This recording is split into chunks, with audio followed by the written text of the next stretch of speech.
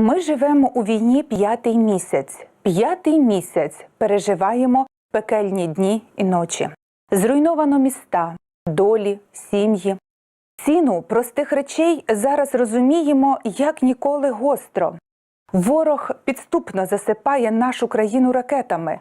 Повсякчас сирени сповіщають населення про повітряну тривогу та закликають жителів якомога швидше пройти в укриття.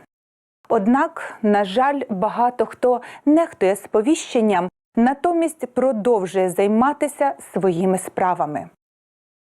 Так, повітряна тривога стала невід'ємною частиною нашого життя. І хоча спочатку всі організовано збирали речі та спускалися у сховище, тепер переважна більшість вже не так гостро реагує на повітряну небезпеку. Але цими повідомленнями жодним чином не можна нехтувати. Закликаємо.